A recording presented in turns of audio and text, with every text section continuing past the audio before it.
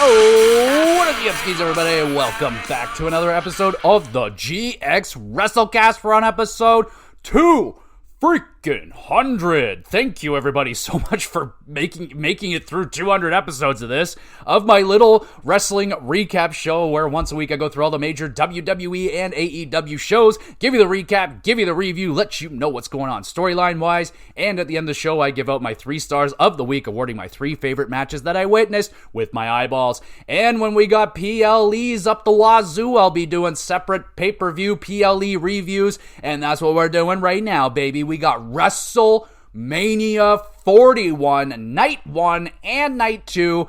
Holy crap, we're finally here. And we're in Las Vegas, Allegiant Stadium, 60,000 plus fans in attendance. Oh, baby. And we kick it off with a good video package that made me laugh a solid 3 times, because there's one image, it's Triple H spitting his water, and the water goes all over Stephanie McMahon, and the look on her face is hilarious. And I'm pretty sure, I don't know if it was the WrestleMania after that, but when Triple H rides out on his big bike, and Stephanie's driving the bike, but she, takes off a little aggressively, and Triple H, almost falls a little bit, and I'm just like, yo, that's definitely a revenge for fucking spitting in her face at WrestleMania that year. Anyway, good video package. You got Triple H. He welcomes everyone to WrestleMania, talking about, everyone, all the eyes are on you right now, everyone. Then all the fireworks go off, and boom. So, no America the Beautiful, no anthems. Fuck yes. I mean, yeah. Why are you playing anthems before a wrestling show? I don't understand it. America the Beautiful, they didn't do it, so all right. I mean, I do love when Lillian Garcia sings, but that's okay. That's all right. And we're kicking off the show with controversy. We are starting the show with the World Heavyweight Championship matchup, Gunther defending against Jey Uso. This is controversial because Jey won the Rumble. Jey won the Royal Rumble. And what do you earn when you win the Rumble? You earn the main event of WrestleMania. He's going on first. So there's been things floating around out there. I'm not confirming nothing, but what I have heard is that Jey lost the confidence of the company when he had that absolute trash fire of a match last WrestleMania with his brother, Jimmy Uso. And that match was so bad. It was bad. Really, really bad. It was by far the worst match. I think I gave it a 3 or a 4 out of 10. It was very bad. And yeah, they were like, yo, I don't know if Jey could hold on match by himself, which again makes no sense because he's in the ring with Gunther, who is his literal nickname is the Ring General, and he is in fact a ring general in the ring. He can fucking run a match with a broom. It'll be fine. So my wife and I are immediately angry by this because we're like, what the fuck, man? All that work that Jey put in this year, all that work that he put in, getting Yeet over in the crowds, making the crowds, no one gets the crowds going more than Jey Uso, yeeting in the crowds and shit like that. Is he the best in-ring wrestler? No. Is he the best storyteller in the ring? No. Is he the best promo? He's really good, but he's not the best. But I'm flabbergasted that they are disrespecting Gunther and Jey Uso the way that they have. I mean, Gunther has been a workhorse, an animal for this company. He lost 100 pounds. He looks amazing. He's in incredible shape. He has held all your belts for over a year, and he has done nothing but add prestige to all those belts, revive some of those belts, and you're gonna give him the opening match right here. Now, I did have a counter to my wife that I'm like, hey, the opening match isn't as big of a slap to the face as maybe it used to be back in the 80s and shit, because it was all about pay. Whoever goes on first gets paid the least, and you get more as you get further into the card. It doesn't work that way anymore, I don't think. I can't confirm that 100%, but I would have to think, honestly, some of the, you get the opportunity to steal the show with the opening match. You get to set the bar, you get to do all of that. So I think it is an honor in my books to go on first. I don't think it is that big of a detriment to go on first, but what irks me is the fact that he won the Rumble and he didn't get what he was supposed to be given. Yes, he gets a title shot, but he's supposed to, what is attached to that is that you get to main event WrestleMania, and it's CM Punk, man. I can only think that it's politicking going on here. Again, I don't know. I don't do that stuff. I don't look into the dirt sheets. I don't like to go into that side of things, but I can't help myself at this point because, like, CM Punk forcing his way into the main event just feels very politicky. It feels wrong. And it is wrong. It is wrong that they're giving these guys the main event just because, and it's not cool, man. It's really not cool. We'll see what happens after. Like, maybe I missed it. Maybe they never said you get the main event at WrestleMania when he won the Rumble. Maybe that's changed now. But regardless, I felt horrible for Jey Uso and Gunther just having a main event taken away from them when we have more main events at WrestleMania than ever. And yeah, so like, I don't blame them for going Cody Rhodes, John Cena. That's okay. Cena won. Again, I think the women should have earned a spot as well, but I don't think Tiffy versus Charlotte has the staying power, especially the way that feud is built up to WrestleMania. I don't think that is a main event right now. But again, it feels wrong, man. It just feels wrong, so there's my rant about that. So let's get into this match finally. Jay's grand entrance to the massive crowd. Very cool image right there, going through 60,000 crazy fiends. And then one Gunther chop sends Jay to the floor. Oh boy, reality has hit him hard. Jay with the spear out of nowhere gets a near fall. Gunther responds with a dropkick powerbomb combo, and Jay is able to kick out. And remember, Gunther is able to win matches in not normal ways. He can beat you with a straight up powerbomb. He can beat you with a fucking wrist lock. Like, he can do that kind of shit. Jay goes with a spear splash combo this time, and that's not enough. Gunther grabs his belt, attempts to leave, but he suckers Jay into diving into a belt shot, and the referee wasn't looking, so Gunther gets away with it. Gunther splash, and Jay kicks out. Oh, snap.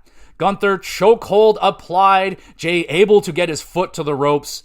Gunther is just chopping down Jay like a tree. And then Jay answers with a power bomb to the champion. We get Uso splash ×3. And then Jay applies a chokehold. Gunther taps out. Oh my goodness. We got a new World Heavyweight Champion. It's Jay fucking Uso, baby.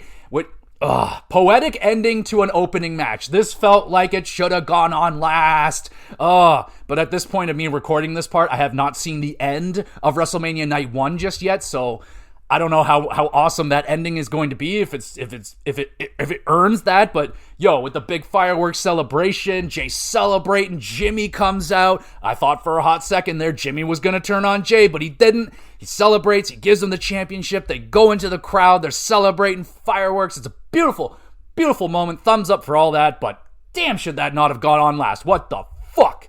Anyway, it was a good match, good opener. Jay with his classic resilience. Gunther, physical as always. Just not a lot new in the match. I loved that Jay won with the chokehold. That's a nice fucking cherry on top to a very nice finish. But the match itself wasn't really anything different that we haven't seen from these two already. It was well executed, I thought. No real shenanigans outside of the belt shot. So yeah, I thought it was a good opener. 7 out of 10. We go now to the World Tag Team Championship matchup. It is the War Raiders, Ivar and Eric, defending against the New Day, Kofi Kingston and Xavier Woods. New Day wearing like a unicorn-themed Giant Gonzalez-style outfit. I didn't notice it until they said Giant Gonzalez, but once he said that and they're on the ropes and they got the arms up like, I was like, oh, I see it now for sure. Very cool outfits. Whoever did the artwork on that, damn, son. Damn, I'll give that a thumbs up. Raiders, they're forced to wear Clash of Clans themed gear, which, I mean, it does go with them. They're fucking like Viking dudes, but like, ugh, I was just like, oh, Clash of Clans? Oh, dude, ugh. All right, anyway, Eric dumps Ivar onto the New Day, squashing them, and then they get squashed on the outside of the ring where they, like, splat them into the side, the thing that they do? The thing. Woods pulls out a flare strut for some reason. Is that a callback to TNA? I don't remember. Anyway, Ivar double backspring elbow and the moonsault. That's a thumbs up. But holy crap, Ivar, you almost ended your life with that moonsault. His head was about inch or two away from, hitting the mat and it ending a very, very bad way for Eric, Ivar, but thumbs up. That was incredible. The dude is like 330 pounds. He's doing moonsaults and shit, back spring elbows. I can't do a fucking handstand. Amazing. Eric with the anti-air forearm and then eats a Trouble in Paradise. New Day hit the new light. Woods pins Ivar and Kofi holds down the feet to pin and new 12-time tag team champions. It is the New Day. Damn, son, I was rather surprised by that win right there. And I think the New Day were as well, because they immediately grab the belts and they cheese it out of there. They run up the ramp. They're gone. We're gone. But a solid match. Ivar cruiserweight offense as a super heavyweight is always impressive. I freaking love that guy. He was a shining star in this matchup. Damn near broke his neck on that moonsault for us, so I respect that. Thank you. Otherwise, it was all right. 6 out of 10. We get Naomi versus Jade Cargill up next. So Naomi has just recently turned heel after it's been revealed that she was the one who attacked Jade Cargill and took her out of action so that Naomi can take hold of the tag team championships with Bianca Belair. So a pretty cool freaking storyline right there. I did not see that one coming. Everyone thought it was Liv Morgan and Raquel Rodriguez, but nope. Jade Cargill returns at Elimination Chamber. I was there, and she whoops ass on Naomi, and now Naomi is heel, and Naomi comes out with a cool new entrance music, and she breaks through the caution tape. I like it, man. And it's like metal music, like screaming, like metal music. I'm like, fuck yes. We're finally like back to the black and gold brand with NXT, where everyone was coming out to awesome metal music. I'm like, yeah, because before, like, McMahon didn't like any of that shit. No one was coming out to awesome metal music. Like, at best, you're getting, like, Motorhead. You're going to get someone coming out to Motorhead, maybe Killswitch Engage, old CM Punk. But now we're back to metal, baby. And I think, like, Naomi coming out to that metal, where before she came out to, poppy, dancey music, and now she's just like, I'm like, oh, so freaking good. So I'm over the moon with her new entrance. Loving it. Thumbs up. Jade introduced by a weatherman. They're like, oh, a storm's coming. And yeah, she comes out. I don't know. It was something. Naomi with a nice X Factor on the floor. Jade with a mean tilt-a-whirl backbreaker gains momentum. Jade catches Naomi into a jackhammer. Like, damn, that is impressive. Thumbs up. Naomi, nice counter avalanche bulldog and nails the split-legged moonsault. Like, holy, that freaking bulldog was huge. Like, that must not have been pleasant, like, to land that height right on your ass. It's got a hoit. Thumbs up, though. Naomi, nice counter out of the Jaded into a Rings of Saturn. Like, damn, Naomi. Cargill escapes, hits an freaking sane powerbomb on Naomi, which looked horrific. So Naomi is up in an electric chair spot. So she's up on Jade's shoulders. Jade proceeds to throw her up in the air and spin her around, catching her on the way down and powerbombing her. It looked amazing. It looked hella painful. Like, Naomi kind of fell pretty high on her back there, but she seemed okay. She probably got the wind knocked out of her, but damn, dude, that was sick. Jade pins. Well, she connects with a Jaded after that ridiculous powerbomb. Jade pins and wins. Holy crap, that was an impressive Mania win, and that's what Jade Cargill does, man. She will do these power high spots that will just make the crowd, like, just take their breath away, and that's exactly what she did again with that powerbomb. It wasn't the cleanest, but it still looked incredibly awesome. That finish was awesome. The match was good, man. I thought Naomi was throwing out some really impressive counters. Worked good with Jade. And we know Jade is still pretty green, but she's getting it done, man. She looked good in this match. 7.5. All right, let's go to the next championship matchup. It is the United States Championship match. LA Knight, defends against Jacob Fatu. Fatu blocks the BFT early, shaking Knight's confidence. Like, Knight was like, oh shit, I'm fucked.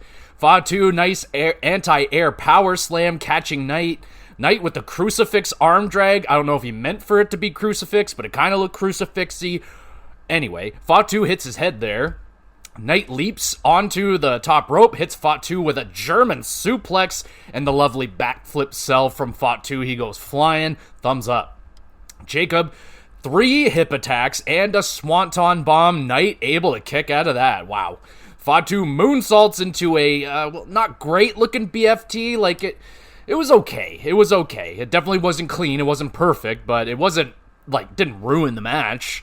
Fatu able to grab the ropes right there because of course he fell right beside them.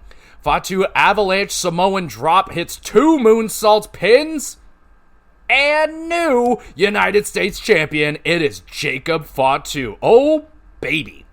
Now I'm very happy for Jacob Fatu, but this did not feel like a WrestleMania match. It felt like maybe at best like a Monday Night Raw main event. But yeah, just didn't really have a lot going on there. There was no real flashy high spots that we haven't seen out of like every single LA Knight match. He does the jump up to the top rope. He does the suplex. Yeah, he did a German suplex this time, but that's not all that big. So I don't know, man. Just didn't feel like a very special match. And a lot of talking throughout. I saw them, Jacob and Knight, talking about spots. I didn't hear what they were saying, but you could I just noticed them talking a lot throughout the matchup. Very happy that Fatu got the belt here. I think he has earned it. Right at this moment, he can't be denied. Like, he is just this rising star. The crowd is loving him. Reminds me of kind of like Braun Strowman when he was just destroying Roman Reigns all the time. Not quite that popular yet, but he's over, man. Like, they like him. Definitely more than Solo. I would say that Fatu has passed Solo in the pecking order of who is supposed to emerge out of the bloodline. But overall, 5.5 out of 10. It was fine. Not bad. Just not a WrestleMania feeling match. And a decent run here as champion for LA Knight. It was very short. Again, it probably should never have happened in the first place where he lost it to Shinsuke and then he ended up getting it back from Shinsuke like a few weeks later. And now he's losing it again like a few weeks later. So not a great run with the United States champion lately. Just haven't had a champion able to hold that belt for a while, but it does feel like Jacob Fatu could hold it for a long time here, so hopefully that'll happen. And then Michael Cole just nonchalantly drops that WWE has acquired AAA, the wrestling company. I got wet for that, bro. Holy shit. So I've seen a little bit of AAA.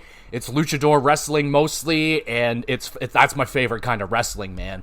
And this is big in a few ways. Like, not only is it amazing for WWE, you're going to get incredible talent over there. And lately, they've been rejuvenizing the luchadors back in the WWE. You got LWO with Ray and all the homies there. Lucha Bros just showed up, and now they're acquiring AAA. Oh, baby. So this makes me very, very excited. It does suck, though, for AEW because they have had a connection with AAA. They've been working together for a while, so I'm guessing that's done. That's Dunyan Rings now, and that's going to hurt AEW because they've utilized AAA stars quite a bit. Vikingo, he was there at WrestleMania, and I've seen him wrestle a handful of times in AEW. He's fantastic, so that's definitely a huge gain for WWE and a bit of a loss right there for AEW. So we'll see. Michael Cole kept saying he was going to give me more details and then proceeded to not give me any more details. So what the fuck? Up next, we got the match that I thought would probably open up the show, and that is El Grande Americano versus Rey Fenix. I thought that was supposed to be Rey Mysterio. Well, apparently Rey got injured on Friday Night SmackDown, so he's being replaced by Rey Fenix, which, I mean, it's a fine replacement. His name is also Rey. He's also a luchador. He also wears a mask, so they're hitting a lot of right notes there. But damn, son, I was so excited to see Rey Mysterio, but that's okay. Rey Fenix is a great replacement. And then we get a mariachi band, plays out Americano. Like, oh my goodness, I love that. That's a very nice touch right there. Phoenix with a lovely springboard, offensive maneuvers, and a dive to the outside. Very nice. Grande with the mean suplex to Rey in the corner. And then the craziest thing I think I saw night one WrestleMania, Grande nails this insane backflip senton. And I have never seen him do anything like that before. And he nailed Phoenix pretty hard there. He didn't he landed on him pretty hard, but that was incredible. I was just like, I was blown away. Thumbs up for that. Americano sneaks a steel plate into his mask. Rey tweaks his ankle. Grande locks in the ankle lock, but Rey is able to escape. Grande with the anti-air steel headbutt and then the diving steel headbutt. Americano wins his WrestleMania debut, if you will. Admittedly, I am shocked that Grande won and Rey Fenix did not get his WrestleMania debut win. I thought that was crazy, and it really took the wind out of the building right there. Like, when Chad won, it was like, everyone was like, what the fuck? Like, seriously? Like, I was shocked by that one, honestly. I'm very happy for Mr. Americano, but yeah, man, I thought for sure Rey was going to win, dude. The guy just showed up. He's going to be the next big thing, and you make him lose his WrestleMania debut to, a comedy act in Americano. I don't know. That was questionable, but that backflip senton, wow, that was insane. I don't know if he's ever going to do that again, but I hope so. 7 out of 10. We go to the Women's World Championship matchup. It is Tiffany Stratton defending against Charlotte Flair. Made my opinions fairly known. I have not liked the build-up of this rivalry. I don't like the fact that Charlotte was all boo-hoo. She was too mean to me. She punched below the belt or whatever. It's like, yo, you started it. You were fucking going into business for yourself, making Tiffy look bad, so Tiffy did it right back. So I'm all about Tiffy. I thought she did great leading up to this, as good as she can, and Charlotte's just being a big baby about it. So let's see how the match goes. But first, the entrances. Tiffy, she comes out with the cool Barbie theme entrance, and like she's like in the middle, and she's in this box, this Barbie box, and then beside her's two other boxes with like video panels of her in it as different characters of Barbie. I thought it was pretty cool, and I like the look of it. And then she comes out of the box. Yeah, I like that. That was a cool Barbie themed entrance. Works really well for Tiffy. And then Charlotte gets brought out in a Rolls Royce. Gets the big fireworks show. I mean, yeah, pretty all right. Getting to the match, Tiffy and Flair brawl to begin. They fall out to the floor. Flair nifty rolling leg slams, and she also steals Vacour's Devil's Kiss move, which is like one of the most popular moves in NXT right now. Every time she does that, the crowd loves it. They eat it up. And Flair doing it, they even said it on commentary, like, oh shit, she might have to talk to Vacour after doing her move. So that's interesting. Tiffy avoids the natural selection. Flair catches Tiffy with a big sit-out powerbomb instead. Tiffy Spinebuster finally starts targeting Flair's bad knee. Like, she's had this major surgery on it. She comes in with the knee brace, and it took her forever to finally go after it. Flair then locks in a figure four. Tiffy punching Flair's bad knee to get out. Charlotte using her bad knee to block the moonsault. Not a good idea. Flair, iffy looking diving natural selection. Tiffy able to kick out of that. Stratton with the rolling senton slam hits the prettiest moonsault to retain. Oh, hallelujah that Charlotte lost. I felt very confident, leading up to it that Charlotte was going to lose. When Charlotte initially won the Rumble, I was like, oh great, here we go. It's going to be Flair winning again at WrestleMania. But honestly, I think with the shitty lead up with this feud, she lost it. If she was going to win it. I don't know if she ever was, but so happy she did not win. Match was pretty good. There were a handful of slip-ups throughout. And honestly, I think it was more on the side of Tiffy that she didn't have the greatest performance. I thought Flair actually was really good. I did see her calling out some spots, but like they were good spots. It's just a bit of transitional problems. Like they were kind of standing around, kind of trying to figure out what to do next, and it was just kind of not the smoothest performance. But I thought Flair was strong. She did as good as she could. Tiffy isn't a veteran by any means. She only started wrestling, I think, 6 years ago. So, yeah, she's still a little green around the edges, but it wasn't a bad match. It wasn't a great match. Somewhere in the middle, like a 6-act. Bam! We get the Hall of Fame class. Everyone gets brought out, the classic thing to do every year, and Triple H spits water on everybody. Oh, yeah. Now it's main event time. Triple threat action. It is Seth frickin' Rollins versus CM Punk with Paul Heyman versus Roman Reigns without Paul Heyman. Ooh. And we got some fancy entrances. Seth comes out wearing all black, and he's shooting a flamethrower, which is awesome. Like, oh, he looked like he was having a blast shooting off that flamethrower, and I would be too. Then the lights go out, lights come back on, and Seth has a completely different wardrobe. He's rocking all white now, and but he looks so cool. That was awesome. Thumbs up. Roman's 10th Mania main event. That's fucking crazy, dude. Absolutely crazy. His entrance was fairly tame. Some panels come down showing off the bloodline, Rikishi and the Wild Samoans, The Rock, and all that shit. Great video package for CM Punk to Killswitch Engaged. Oh, I've been dying for that song to come back. At least I got a video package out of it. But then, better than freaking the Killswitch package is Living Color comes out and performs Cult of Personality, and they crushed it. Sounded so good. The singer nonchalantly pulling out his phone, taking a selfie with Punk whilst crushing it. That was amazing. Thumbs up. Roman, no Paul Heyman to give the necklace to, has to put it down all by himself. Just kind of a sad imagery right there. Match finally begins after 7 hours of entrances and hoopla. Seth suplexed on a trash can, landing on the cement. It is a triple threat, so there's no rules. Roman full sends himself over the barricade, wipes out Punk and Seth, and damn near a row of fans. He went flying. That was awesome. Thumbs up. Reigns using the giant prime bottle to deal damage. Punk and Roman hit Seth with a doomsday device together, but then Roman immediately Superman punches Punk, so no alliances. Anaconda Vice locked in, Seth using a frog splash to break that up. Seth counters the spear into a pedigree. I loved it. That was such a good spot. Thumbs up. Seth stomps Roman, kicks out. Punk pins Roman, and he kicks out.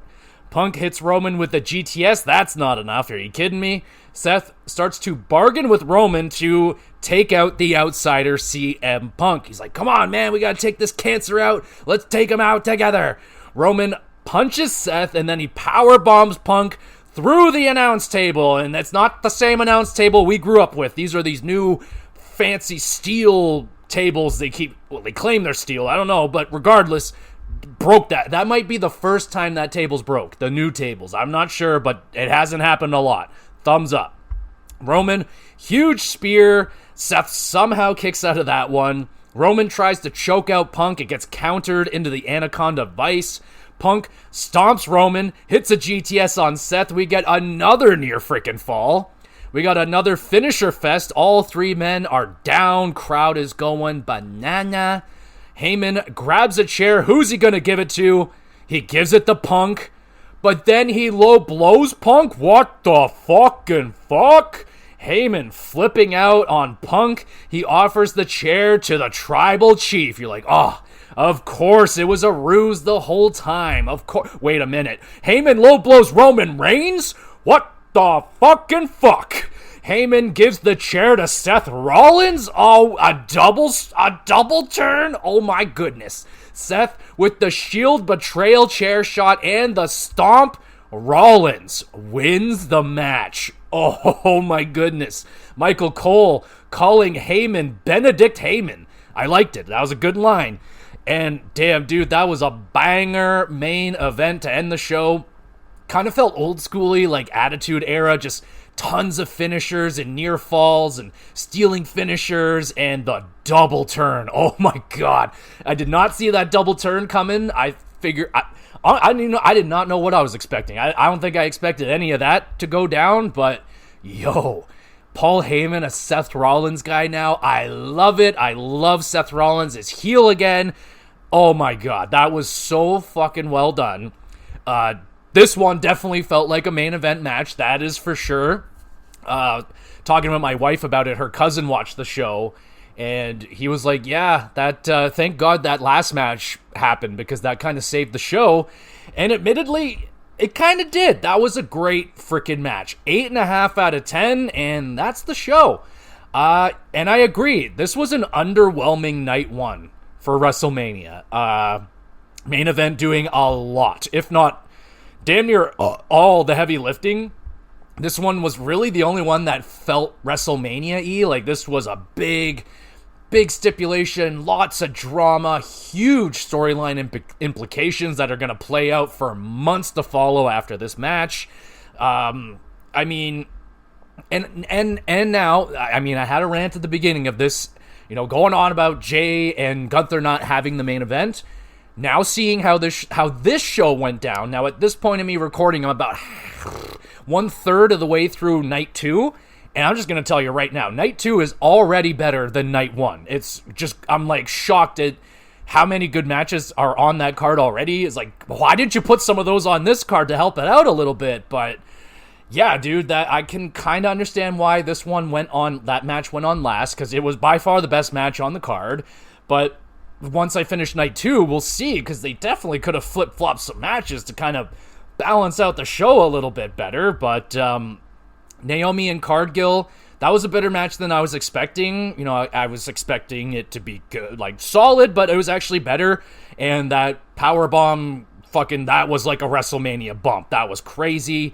Grande Americano winning, that is a very, very strange decision in my eyes. I cannot believe that Rey Fenix didn't win.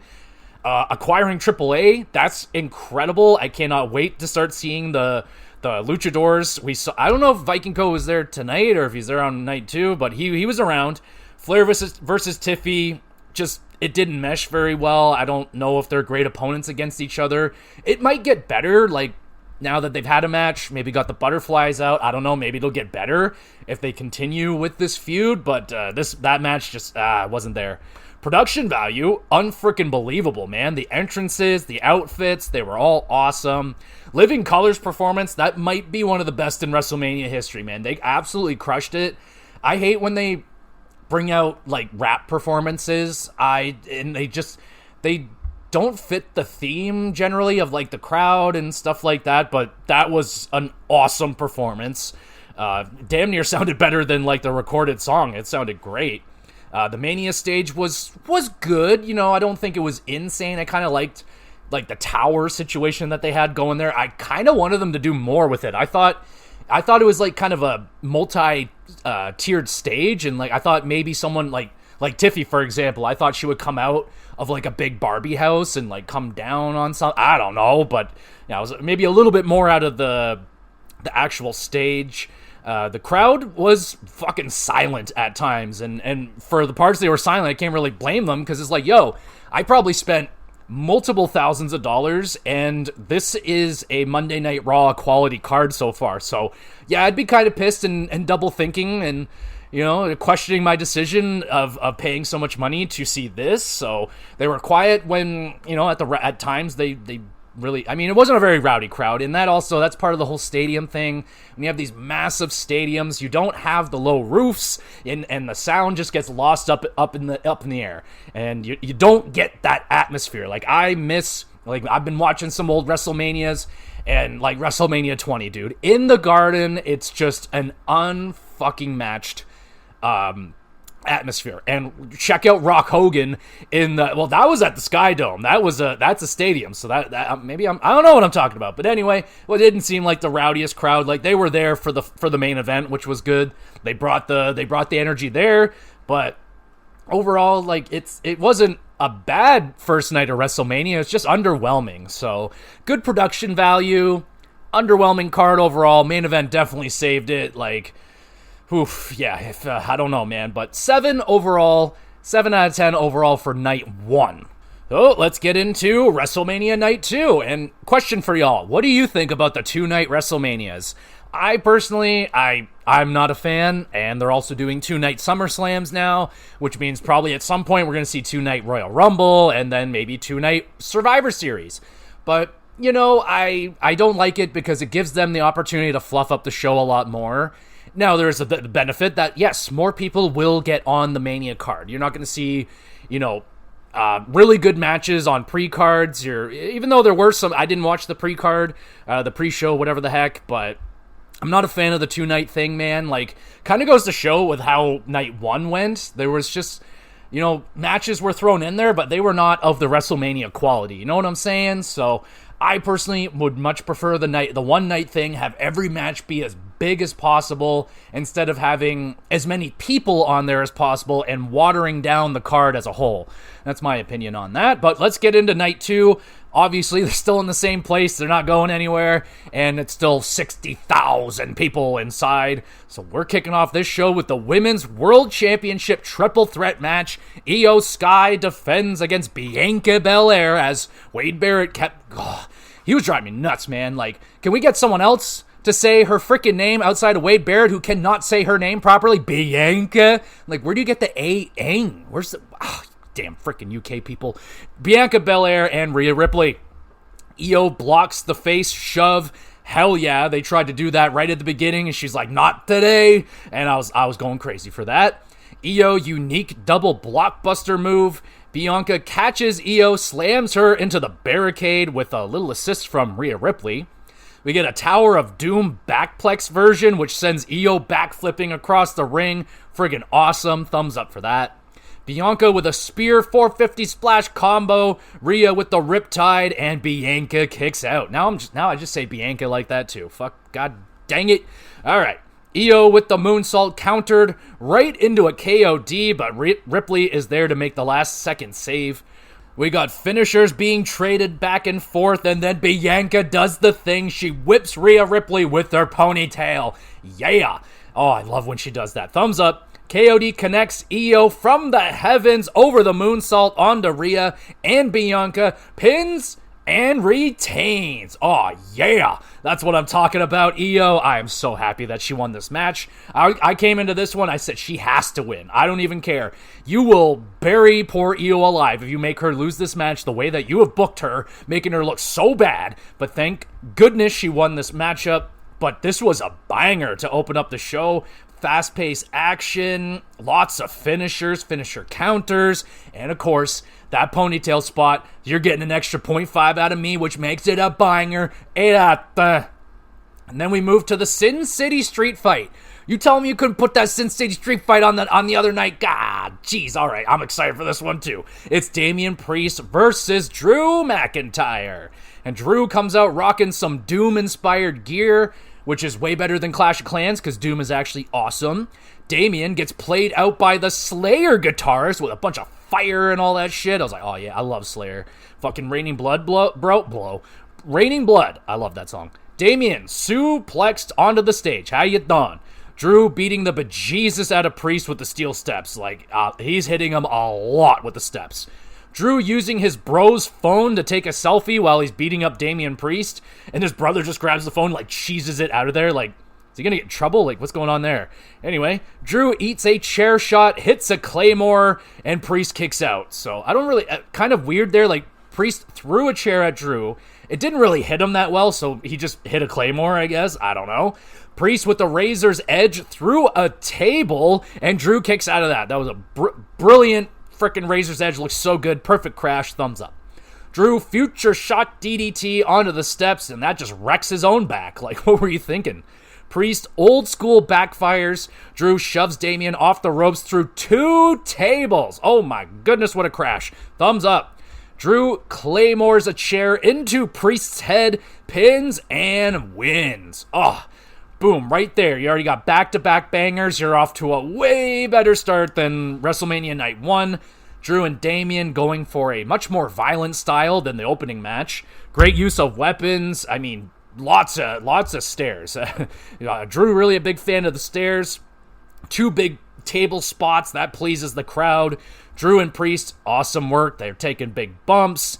And my boy, Drew McIntyre, big win right there. I was not expecting him to win, but I will take it. And we got yet another super fun match coming up next. It's the Intercontinental Championship Fatal 4-Way matchup. It is Braun Breaker defending his title against Finn Balor, Dom Mysterio, and Penta. So Finn Balor and Dom Mysterio are in Judgment Day together. Now, do they get along?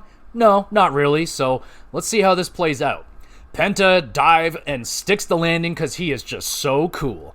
Breaker full sends himself into Penta with a big old shoulder tackle. I love it. And, well, gives me flashbacks of the super spear that he gave Carlito a few weeks ago. That was one of the best spears of all time. Breaker on fire. He is slamming everybody that he sees. Dom with a spear. Finn makes the save. Breaker wrecks Dom with a spear. Dom did not spear Breaker. That did not happen. Breaker did do a powerhouse double German suplex, misses a spear, and runs into the post of doom. Oh no. Breaker is back with a double suplex and the Breakensteiner. This guy is a freaking animal. Thumbs up. Dom goes for the 619 on Finn, and the crowd is going freaking wild. But the 619 is blocked by Finn, who is now pissed at Dom. Penta driver on Finn. Breaker barely there to make the save. Here comes Carlito. He takes out Breaker and then saves Dom from Penta. Well done, Carlito. And then Breaker spears Carlito through the announce table. I don't even know how he did that, but that was impressive. Thumbs up. Michael Cole believes that Carlito is in fact dead. Dom hits Breaker with a 619. Finn stops the frog splash. Finn hits the coup de grace on Breaker, pins, and not new champion because Dom from the heavens. Frog splash on Finn, pins, and now Intercontinental Champion is Dirty Dom, baby. Oh, the crowd absolutely explodes for Dirty Dom's win after seriously like over a year being a crowd favorite. This is amazing. I am so happy that they pulled the trigger on Dom. Double thumbs up. That's amazing. Love the long build as well of Dom taking Finn's shit for so long and being quiet about it. And he's just like, buy your time. Liv Morgan's like, just wait. You'll have your moment. It's coming. And here it is. Getting that pin on Finn Balor as well. Just absolutely beautiful. Thumbs up for that. And yet another banger. I get, like, you could have put one of these matches, two of these matches on the other night just to help it out a little bit. But, that was so much fun. Super entertaining having the crowd behind Dom on this one, man. Like, the first 619 that they hit, going fucking wild, man. It's awesome. It's so good to see how over Dom has gotten, man. It's amazing. It's really amazing. Breaker was an absolute animal out there. What can I say, dude? That guy was slamming everything, going on an absolute tear. This guy, like, he's dropping this belt so he can go after world championships. He is ready.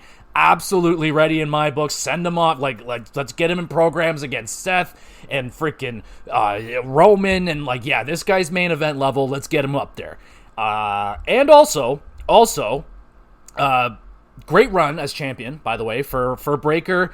Penta, I will say, a little bit lost in the shuffle in this matchup. I didn't notice him very, very much, which is, unfortunate, but I love the fact that he got a WrestleMania moment so early. Like, he just got here. Rey Fenix as well. They both just got here. They both already knock off the WrestleMania, like, and just watching Penta during his entrance, like, taking it all in, like, 60,000 people. Like, I know they had Wembley in AEW. They've had big shows, but WrestleMania is one of one, right? So to see him experience that, fucking awesome. 8 out of 10. What a match. Here he comes, everybody. It's Randy Orton, who still does not have an opponent for WrestleMania. So Orton comes out. He's like, who's gonna come out? Who wants to have a moment? And if you say his name, he will appear. It's Joe Hendry. Oh, baby. I can't believe my wife and I didn't think about it. We're like, Sheamus maybe? Maybe Sheamus? I don't remember who else I threw out there, but just throwing some names out there. Joe Hendry was not one of them. Great reception for Joe Hendry. Freaking thumbs up for that. I love it. We get into the match. Hendry with the roll-up almost gets a sneaky win on Orton. Hendry does the smile thing right into an RKO out of nowhere, and Orton wins. It wasn't much of a match. It was just quick, but what an awesome moment that was to see Hendry in front of 60,000 fans. I don't know if he's ever had a crowd that big, and he was a little bit starstruck. He looked a little bit, like, overwhelmed by the moment, but, that was so sweet. Orton raises Joe's hand and then hits him with another RKO, and Orton does the Hendry spin and then hits the pose. Just, Randy, you are just a treasure, my man. Thumbs up for that match. 4.5 out of 5, but the moment, 8.5 out of 10. Up next is the Logan Paul match. He is going up against AJ Styles. Logan has some like cool camera work thing going on during his entrance. He sends off like a drone into the crowd. It goes up, cool camera angles. I must say, how are there people sitting up like on top of the stage? The camera goes up and there's like people sitting up on top of that. Like, how the hell? That would have been amazing. What a seat. Like, I don't know how the hell they even got up there, and that must have been terrifying when the fireworks and everything going up. But, oh my goodness, I would love to have sat there for WrestleMania. We get into the match. AJ Styles doesn't get a cool fancy entrance. AJ ties up Logan in the apron, laying a little smack down. We get cool drone footage of Logan hitting a lovely frog splash. I'm surprised they're not using drones more, but oh well. Paul, using Hogan's taunts, hits a splits leg drop, which was, I don't know, it looked kind of weird. I don't know. It doesn't seem like a move that maybe a male should be doing. Anyway, it doesn't matter. Styles comes to life with hard lariats and a brain buster. Logan buckshot lariat and hits a Styles clash on AJ. But AJ rolls through, hits a Styles clash of his own. Logan's goofy friend tries to give Logan brass knuckles, but it's Karrion Kross randomly stopping. I mean, it's not random. Karrion has been, popping around, telling AJ, like, yo, you gotta beat fucking Logan Paul. Can't have that guy beating you, bro. And, like, I was just really happy to see Karrion. Like, hey, there's your WrestleMania moment, bro. Karrion wants Styles to use the knuckles on Logan, but AJ refuses. He drops Karrion. Logan then recovers, hits Styles with a big right hand and the pulverizer, pins and wins. Oh my goodness, Logan Paul's WrestleMania record now improves to 3-1. Holy crap, this guy's he's picking up wins, bro. I'm a little bit surprised, but not really. All said and done, that AJ lost, but damn, dude, Logan Paul, Karrion Kross, and AJ are probably going to have some beef after this one. And, Logan Paul, not his best performance overall, but still good. Like, it was his usual performance, aside from him not doing the big Shane McMahon, elbow drop through the table. We didn't get that or anything. AJ, good as always, worked well with Logan as expected, but this one didn't feel like a WrestleMania match. Like, if it did have that big elbow drop crash through the table or something, that would have definitely helped it out, but it felt pretty standard, nothing too crazy. 5.5. We go to the Women's Tag Team Championship match now. It is Liv Morgan and Raquel Rodriguez defending against Lyra Valkyria and mystery partner, because Bayley was attacked earlier in the show. The mystery partner it's Becky Lynch. Oh my goodness. Not even gonna lie, I wasn't even paying attention. Becky was halfway out and I looked up. I was like, oh shit, it's Becky Lynch. Holy crap. I didn't even clue in. I was probably too busy writing up something, or I don't know, but I was like, holy shit, I didn't even clue in there for a second. Mainly because I didn't know, like, 100% that confirmation that Becky was coming back, but, like, we all knew, right? Honestly, I thought I thought she would be coming back for Raw, the Monday night Raw after Mania, but boom, she comes out here, big pop, it's awesome. Freaking Lyra comes out, she's wearing these fancy wings. I couldn't stop going the whole match. It was ridiculous. And then, I love Pat McAfee calling out Liv Morgan for being scared right to her face. He's just like, you're scared. He's like pointing right in her face, and she's just like, oh, freaking awesome. End of the match now. Raquel boots Lyra out of the air. Becky hot tag starts whooping Raquel and Liv. Becky hit with an oblivion. Lyra is there to make the save. Lyra tornado DDT to Raquel on the floor. Liv, too busy with Lyra, runs into the manhandle slam, pins, and new women's tag team champions. It is Becky Lynch and Lyra Valkyria. Look at that. Big return win for Becky. She's already got a belt. Lyra, she's now got 2 belts. Look at that. Intercontinental champion and a tag team champion. Match was nothing special. Not gonna lie. It was very standard tag teamy stuff. Liv acting like a scaredy cat was pretty entertaining. I thought Lyra was good. The moment was great. Like, obviously, Becky Lynch coming back. But, yeah, kind of went over my head, not going to lie. Overall, 5 out of 10. It was all right. And we got Stone Cold. Stone Cold is here. He arrives on his ATV and proceeds to crash it into the barricade, scaring the shit out of some poor lady who's probably going to be a lawsuit and a whole bunch of Steve Weisers given out, but it's okay. Everyone, I think, was okay. Steve a little embarrassed. Steve announces the attendance, which is oddly more on night 2 than it was in night 1, when they claimed that night 1 was sold out, but night 2 has more people, and that's sold out, so someone's lying here. And then they do the, 120,000 combined number, whatever. Numerous Steve Weisers are drunk. Hell yeah. That was I don't know, man. My Steve Austin's very inconsistent. I was doing it last night. It was fucking perfect. And here I am. And when the spotlight's on me, I can't do it. So I'm not going to continue. Let's go to the main event. It is the WWE Championship matchup. Cody Rhodes defends against John Cena. And if you've been living underneath a rock, John Cena turned heel for the first time in his career since like the very, very beginning.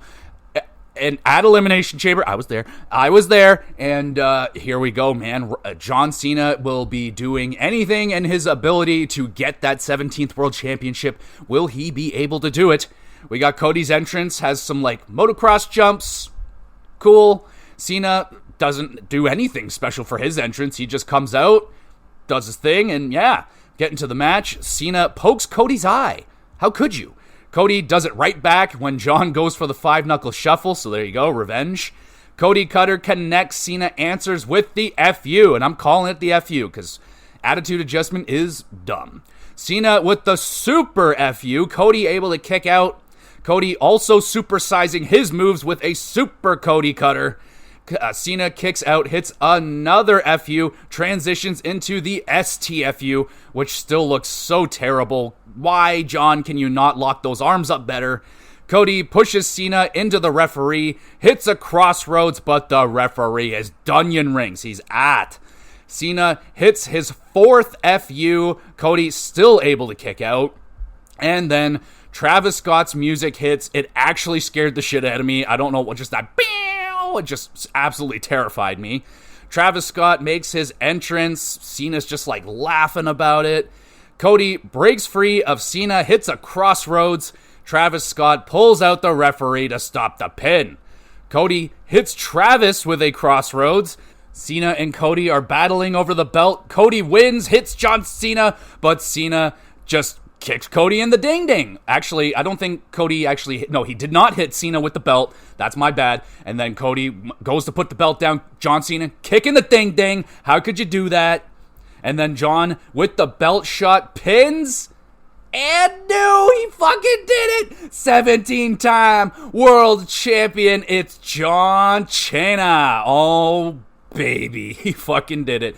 I popped huge for the win. I'm not going to lie. I am 100% a Cena mark right now. I am just over the moon. I thought it was a very enjoyable main event. Yeah, the beginning was slow.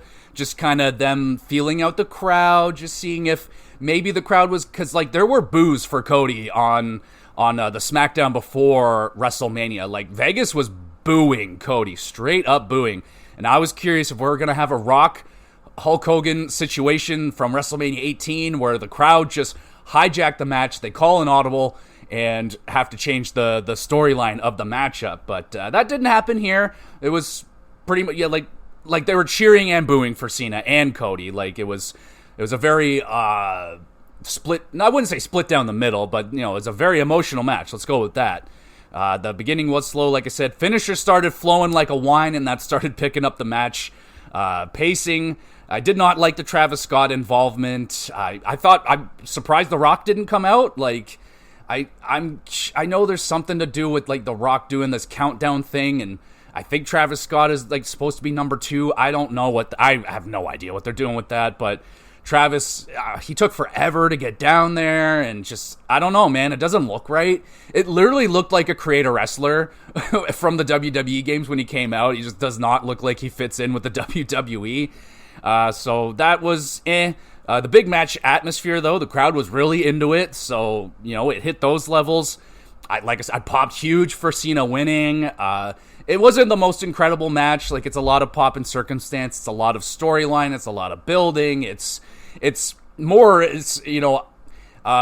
wife's cousin was like, oh, the match wasn't all that good. I'm like, well, I wasn't expecting a 5-star match between Cody Rhodes and John Cena, man. Like, it's John Cena. Like, yeah, he's capable of good match, but he's not a in-ring. He's not full-time no more, man. So I wasn't expecting a 10 match, but I was expecting a good storyline. I was expecting, this was going to be the match that, I have to see Monday Night Raw tomorrow and see what the hell's going on. And yeah, Cena winning.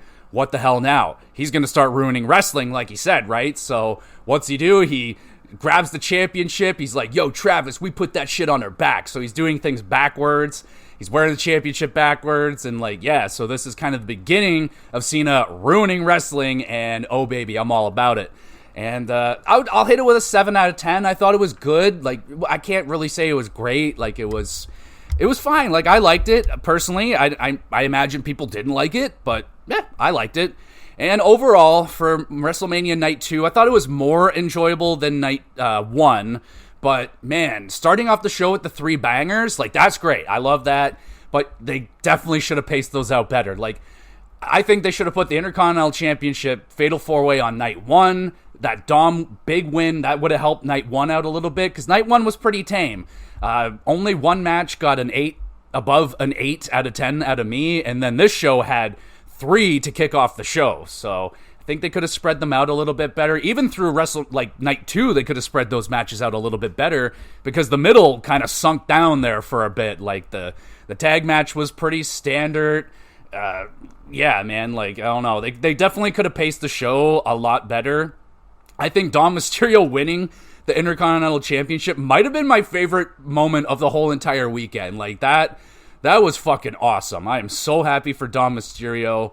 Joe Hendry's cameo, that was pretty awesome, I must say. I'm very happy that Io and Drew McIntyre won. I was surprised with the McIntyre win. Wasn't expecting that one. Io was a must-win for me. If she didn't win, I was going to be pissed. Thankfully, she won. Becky's Lynch return, that was pretty well known, but it's still awesome that she is back. And at this point, I've watched most of Monday Night Raw, so it's going to be very interesting what happens next with Becky Lynch. Main event, all said and done, didn't live up to the build. The big match, John Cena, but he gets that 17th championship. We don't have to hear about the Ric Flair thing any longer, because yes, he did win 16 championships, but he only won one of those with the WWE. So I just didn't hold that record up that much. It's Cena's now anyway, so it's all good.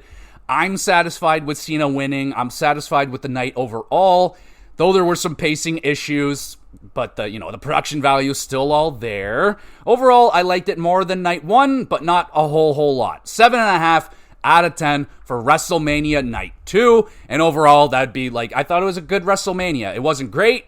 What I've been noticing with the Triple H era is that pay-per-views are more consistent. Now, you're not getting the high highs that maybe we used to get sometimes, but we're also not getting the super low lows that we're used to get all the time, where I'm just seeing maybe the lowest rated match on the card is a 6 out of 10, instead of maybe the McMahon era, you would see matches oh, that was really bad, and just what the fuck, that's a 3 out of 10. We don't see that a lot out of Triple H, but my wife makes a great point that they are having a difficult time differentiating themselves from weekly television and stepping it up for the pay-per-views. AEW, they go insane on their pay-per-views, and they go insane week to week, if I'm being honest, but they step it up, and it's noticeable. Right now in WWE, you don't see that as often. More often than not, I'm just that just felt like a Monday Night Raw match, and I'm not a fan of that. Don't love it. I like that the pay-per-views are more consistent, but they don't seem to be going all out here, in my opinion. Now, there are some matches for sure that do, but I don't know. I don't feel it hit the expectations this year. Definitely didn't hit the levels of last year's WrestleMania. Was rather awesome. This year it was good, not great. I'd be a 7.5-ish out of 10. But let me know what you thought. What was your favorite match of the 700 hours of wrestling? I think Stand and Deliver, honestly, was the best of the 3 that I watched this weekend. Really enjoyed Stand and Deliver. If you only have time for one, I mean, that's where I think you should spend your time. If you're going to watch something on WrestleMania, watch the main event of Night 1. It was awesome. And for Night 2, I mean, you can't go wrong with the Fatal 4-Way. That was awesome. street fight was awesome, and the women's triple threat at the opener was also awesome. Outside of that, there's just kind of a pretty standard thing going on there. Anyway, I thought it was pretty good. My favorite was, I think it's Dom. I really think my favorite moment of the weekend was Dom Mysterio winning that match. That was freaking awesome. So there we go, everybody. That's the review. Let me know what you thought of WrestleMania. Was it a dud? Was it good? Did you think it was great? Like, did you love the show? Let me know. Let me know if you loved it. What was your favorite match? Least favorite part of the show? You know, all that great stuff. And I'll be doing the recap after. We'll have the recap. I've watched the Raw, most of it anyway. It's pretty fucking wild what goes down there. And also, I'll be doing my wrestling awards sometime this week when I get a chance, going through all the best matches, pay-per-views, wrestlers, freaking tons of awards are going to be given out for the finale of the WrestleCast this season, and that will be a lot of fun, so keep a lookout for that one. In terms of what else we got going on with the podcast right now, I did a episode on indie games. The return of indie games is back, so we're talking about a lot of awesome indie games out there, a lot of good recommendations, and to go in depth with Blueprints, talk about that game. I've been putting a lot of time into that, so I talk about that in extended fashion, so check that one out. HockeyCast, holy crap, oh my goodness, we are some games in now. Everyone except for Tampa and Florida have gotten a game underneath their belt now, so we'll be breaking down all that, the Western matchups and all that. And dude, the Battle of Ontario, oh my goodness, Game 2 is tonight. I'm so fucking excited, can't wait. Be doing that. GamerCast, I don't know what the heck I'm doing this week for the GamerCast. More than likely, it's going to be a list. What am I going to do on that list? I don't know just yet, but there'll be something there for you, of course. And yeah, I think that's everything. I upload all these episodes to the YouTube channel, GamerGX Videos. Go over there, subscribe, drop a comment on there, send in a question, anything about wrestling, video games, or hockey would be preferred. I'll shout you out on the show. You could also drop comments on Spotify now, so I will keep my eye out on those and see if there's any there. And yeah, drop questions, concerns. If you would like a certain thing for me to discuss on the GamerCast, send in suggestions, absolutely welcome. And send in your recommendations as well in terms of video games, movies, TV shows, all that stuff. I love it. I love that too. And email address, no, don't worry about the email address. I can't even get into it anymore. Sorry. And Twitter. I have been using Twitter a little bit more now, so you can send messages on Twitter as well. All the links are in the description, so check it out. And there we go, everybody. One more time, thank you so much. You the best. You want to be even more of the best, though. Make sure you're reviewing and sharing the podcast around with a few of your best friends, and why not an enemy? Let them know what you're listening to. Fuck it. And yes, there we go. Thank you, everybody. We'll be back again with some GX Plus Case.